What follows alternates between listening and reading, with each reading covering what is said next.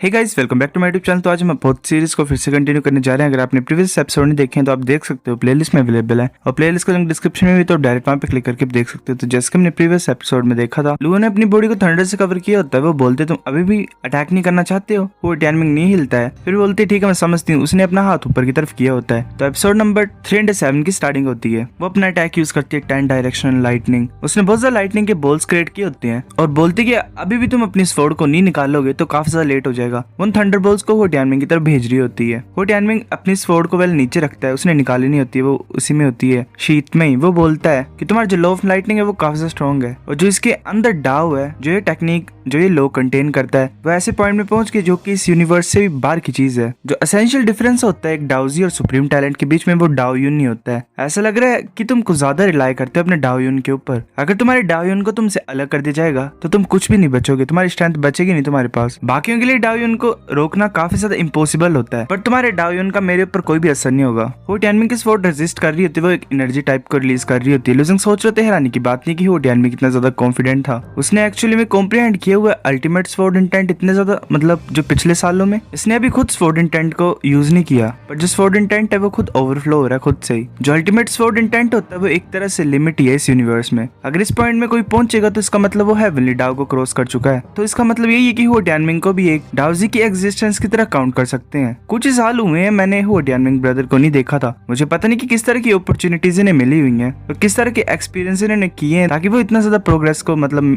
कर पाए। वो जो लाइटनिंग बॉल्स होते हैं वो जा रहे होते हैं वो टैनमिंग की तरफ, पर वो टैनमिंग के स्वॉर्ड इंटेंट से एक शील्ड टाइप बनी होती है जिससे वो डिफ्लेक्ट हो रहे होते हैं और ग्राउंड में लग रहे होते हैं, ग्राउंड को डिस्ट्रॉय कर रहे होते हैं। एक मार्शल आर्टिस्ट बोलता है कि ये दोनों डिवाइन सीरियलम के ही हैं हमारी तरह, पर जिस स्ट्रेंथ से फाइट कर रहे हैं वो तो वर्ल्ड डिस्ट्रॉइंग स्ट्रेंथ लग रही है। ये तो वेल क्या ही सोचें इसके बारे में, सिचुएशन के बारे में। दूसरा मार्शल आर्टिस्ट बोलता है कि जितने पावरफुल इस बार के मार्शल आर्टिस्ट होंगे उतनी बड़ी प्रॉब्लम आने वाली है हमारे सर के ऊपर। लुजिंग सोच रहे थे, मैंने सुना था ग्रीन ड्रैगन से कि किसी रीजन की वजह से जो ये ग्रेट वर्ल्ड है उसने काफी ज्यादा पावरफुल जीनियस को बनाया और पैदा किया, क्योंकि यूनिवर्स का एक सेल्फ प्रोटेक्टिव मैकेनिज्म है। वो खुद को बचाने के लिए ऐसे ही जीनियस को बनाता है ताकि वो यूनिवर्स को प्रोटेक्ट कर सके। जब हेवनली डाउ को सेंस करता है किसी तरह की क्राइसिस को तो वो स्पीड अप कर देता है और जीनियस को बर्थ करता है, जिसकी वजह से उनकी प्रोडक्शन ग्रेटली इंक्रीज हो जाती है। पर किस तरह की क्राइसिस आने वाली है आगे, वो टैनमिंग बिल्कुल ठीक होता है। तो एक मार्शल आर्टिस्ट बोलते हैं इसका नाम हो टैनमिंग है ना। दूसरा बोलता है हाँ, ऐसे जियान लोंग पेविलियन काफी ज्यादा फेमस उनके स्वॉर्ड डाउ के लिए और यहाँ पे कुछ सुप्रीम टैलेंट्स भी है वहाँ के, पर मैंने कभी भी हुआ टैनमिंग का नाम नहीं सुना, तो मैंने ये सोचा नहीं था कि वो इतना ज्यादा पावरफुल होगा। तभी एक मार्शल आर्टिस्ट देख रहा होता है हुआ टैनमिंग को।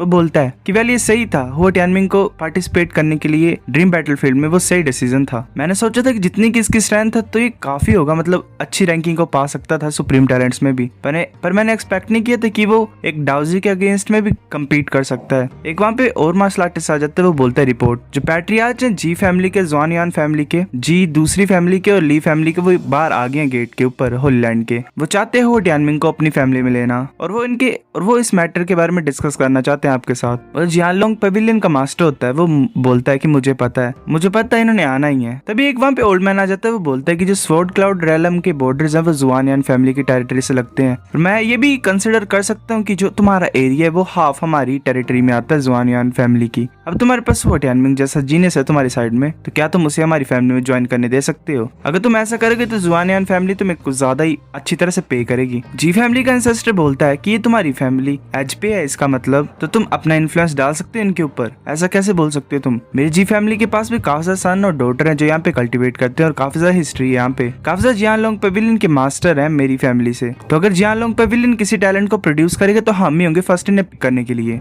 एक और बोलते हैं कि हम कुछ भी नहीं बोल सकते हैं। फिर एक दूसरी जी फैमिली का रिप्रेजेंटेटिव होता है, वेल दो जी फैमिली है, तो दूसरा बोल रहा होता है कि तुम बोल नहीं सकते कि तुम्हारी जी फैमिली के चिल्ड्रन यहाँ पे डिसिपल्स से और मास्टर बने जियानलोंग पेविलियन के। अगर ओरिजिन की बात की जाए तो हम भी जी फैमिली और ज़ुआनयान फैमिली से जरा भी बुरे नहीं है। हम काफी ज्यादा कॉन्टेक्ट में थे जियानलोंग पेविलियन से, तो हम ज्यादा क्वालिफाइड है वो टैनमिंग को अपनी फैमिली में इन्वाइट करने के लिए। जियानलोंग पेविलियन का मास्टर सोच रहा होता है कि ऐसा लग रहा है कि ये फाइट करेंगे थोड़े टाइम के लिए। अगर मैं किसी फैमिली को एक्सेप्ट करूंगा या रिजेक्ट करूंगा बिना परमिशन के तो मैं एक्सप्लेन नहीं कर पाऊंगा हुआ टैनमिंग को। चलो वेट करता हूँ ड्रीम बैटलफील्ड का, जब वो खत्म होगी और हुआ टैनमिंग डिसाइड करेगा खुद। फिर मैं दोबारा फाइट का सीन दिखाया जाता है। लुओ बोलती है कि अगर 10 डायरेक्शन लाइटनिंग का कोई इफेक्ट नहीं है तुम्हारे ऊपर तो चलो मैं इसे ट्राई करती हूँ। वो फिर अपने हाथ को ऐसे आगे की तरफ करती है, वो उसकी जो पूरी बॉडी होती है वो थंडर में कन्वर्ट हो जाती है। वो बोलती है कि ध्यान से, वो थंडर की रफ्तार से वेल हो टैनमिंग की तरफ आ रही होती है। वो टैनमिंग उसे डॉज कर लेता है, उसके फेस पे थोड़ा सा मार्क आ जाता है। एक मार्शल आर्टिस्ट बोल रहा होता है कि लुओ ने तो अपनी पूरी बॉडी को वेल एक तरह से लाइटनिंग में कन्वर्ट कर लिया और एक लाइटनिंग लो क्रिएचर में कन्वर्ट हो गई। वो जो क्रिएचर होते हैं लो के जैसे कि लाइटनिंग के हैं, वो इनकारनेशन होते हैं लाइटनिंग के एक तरह से। वो स्पीड ऑफ लाइट से मूव कर सकते हैं, तो हुओ टियानमिंग के पास तो टाइम ही नहीं था रिएक्ट करने के लिए। इस स्टेट में लुओ इनविंसिबल होगी, तो पीछे जी भी होती है, वो सोच रही होती है किसने अपने आप को जैसे ही लाइटनिंग में कवर किया तो इसकी जो स्पीड थी वो तो काफी सा फास्ट हो गई है। अगर मैं 5 एलिमेंट्स की पावर को भी यूज करूंगी तो मेरे पास मेथड होंगे इसे रिस्टेन करने के लिए, पर वो इतना ज्यादा आसान टास्क नहीं होगा। लुओ बिल्कुल ही हुओ टियानमिंग के सामने होती है और बोलती है कि तुम मेरी स्पीड को कैचअप नहीं कर सकते अगर तुम अपनी स्वॉर्ड को भी निकाल लोगे। तो अब ये फ्यूटाइल है। जो मैंने पिछला अटैक किया था उसमें मैंने अपनी सारी पावर को यूज नहीं किया है, और नेक्स्ट टाइम अगर तुम अपनी स्वॉर्ड को निकालोगे तो वेल तुम्हारे पास कोई भी चांस नहीं होगा। हुओ टियानमिंग बोलता है कि वो जो इंस्टेंट स्पीड थी वो काफी ज्यादा फास्ट थी। हाँ, मैं बोल सकता हूँ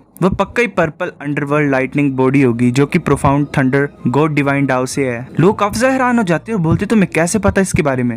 लुओ सोच रही होती है कुछ ही लोग ऐसे होते हैं जिनके पास डिवाइन डाउ है और हर एक के पास डिफरेंट पाथ होती है, मतलब डिफरेंट होते हैं एक तरह से। मैं यूं एक अकेली जो प्रोफाउंड थंडर गॉड डिवाइन डाउ को समझ पाई। जो पैट्रियार्चस सेलेस्टियल क्लैन के वो मेरे को एडवाइस नहीं दे पाते और वेल पॉइंटर्स नहीं दे पाते कि मैंने क्या करना है, पर इसे कैसे पता नेम का मेरे प्रोफाउंड डाउ के बारे में। हुओ टियान बोलता है कि तुम अभी डाउजी बने हुए हो और तुम्हारा जो पर्पल अंडरवर्ल्ड लाइटनिंग बॉडी है वो इस यूनिवर्स के रूल्स को नहीं तोड़ पा रही है और वेल ज्यादा अपनी पावर को नहीं दिखा पा रही है। हाँ, और अगर ऐसी बात है तो मैं शायद कीप अप ना कर पाऊँ। एक मार्शल आर्टिस्ट बोलता है कि ये हुओ टियानमिंग तो मेरे को लगता है क्रेजी है। अगर वो खुद को लाइटनिंग से कवर नहीं करेगा तो इम्पॉसिबल है उसको कैच करने के लिए, उसकी जो इंस्टेंट स्पीड है। दूसरा बोलता है ये नेसेसरी नहीं है, अगर तुम मेरे को पूछोगे तो मैं क्यूरियस हुई किस तरह का मेथड यूज करेगा लुओ के इस ट्रिक को ब्रेक करने के लिए। हुओ टियानमिंग फिर कंटिन्यू करता है और बोलता है पर तुम्हारे पास पावर है मेरी स्वॉर्ड को बाहर निकालने के लिए। हुओ टियानमिंग वेल अपनी स्वॉर्ड को निकालने लगा होता है। लुओ बोलती है ग्रेट है, तो अब ये ओवर है। वो आ रही होती है हुओ टियानमिंग की तरफ। हुओ टियानमिंग आगे की तरफ देखता है, वो बहुत ज्यादा फास्ट तरीके से हुओ टियानमिंग के आसपास घूम रही होती है। वो हुओ टियानमिंग के साइड से मूव कर रही होती है। वो मार्शल आर्टिस्ट बोलते क्या ये तो एक ही मूव से हुओ टियानमिंग को हरा सकती, तो ये ऐसा क्यों कर रही है। लुओ सोच रही होती है ये स्ट्रेंज है, मेरी जो स्पीड है वो इम्पॉसिबल है, हुओ टियानमिंग कीप अप कर सकता है मेरे साथ मतलब। पर स्टार्टिंग से मेरे को एक वियर्ड सी फीलिंग आ रही है, ऐसा लग रहा है कि हुओ टियानमिंग मेरी तरफ घूर रहा है। चाहे जितनी मर्जी फास्ट मेरी स्पीड क्यों ना हो,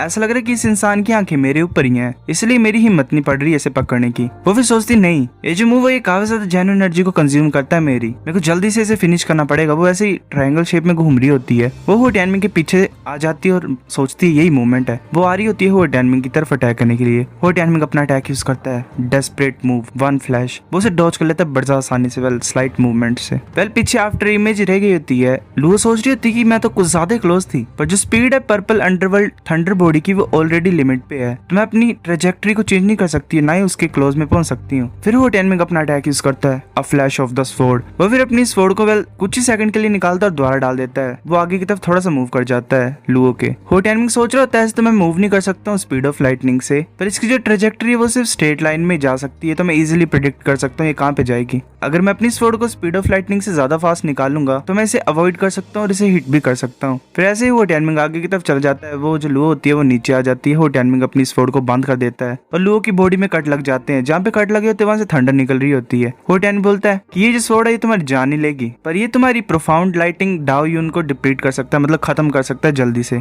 काफी टाइम हो गया तुमने पर्पल अंडरवर्ल्ड थंडर बॉडी को यूज किया है, अब जो तुम्हारी खुद की ट्रू एसेंस है वो ऑलमोस्ट कंज्यूम हो गई है। अब कुछ ही टाइम में तुम मेंटेन नहीं कर पाओगे पर्पल अंडरवर्ल्ड थंडर बॉडी को। तुम्हें फोर्स नहीं करना चाहिए था मेरे को मेरे स्वॉर्ड को यूज करने के लिए। वेल कूल है बंदा ये। लुओ की थंडर चल जाती है और लुओ वेल ऐसे थकी सी होती है। वो बोलती है कि तुम कुछ ज्यादा अच्छे हो, पर अगर मैं ध्यान देती तो मैं हारती नहीं। यहाँ पे मेरे पास अभी भी एक ग्रेट ट्रिक है, पर मैं उसे यहाँ पे नहीं यूज कर सकती हूँ, ये बड़ा फ्रस्ट्रेटिंग है। वो टियानमिंग बोलता है क्योटिक हर्ट थंडर की बात कर रहे हो है ना तुम, वो मोस्ट पावरफुल थिंग है प्रोफाउंड थंडर गॉड डिवाइन डाउ के बारे में, मुझे पता उसके बारे में। जो तुमने purple underworld thunder body use की थी वो इतनी ज्यादा पावरफुल नहीं है, पर जो क्योस थंडर हर्ट है वो ज्यादा पावरफुल है। सिर्फ जो क्योस हर्ट थंडर होता है वही तुम्हारे डाउ यून को फुल पोटेंशियल पे ला सकता है, तुम्हारी पावर को, पर वेल वो भी मेरे ऊपर काम नहीं करता। लोग गुस्सा होती है और बोलती तुम। वो सोच रही होती है किसने ऑलरेडी मेरे को हरा दिया है, पर ये इतना ज्यादा अग्रेसिव क्यों है, ये सिर्फ मेरे को बुली कर रहा है। ये अजीब सी फीलिंग सेम जियांग जैसी ही है।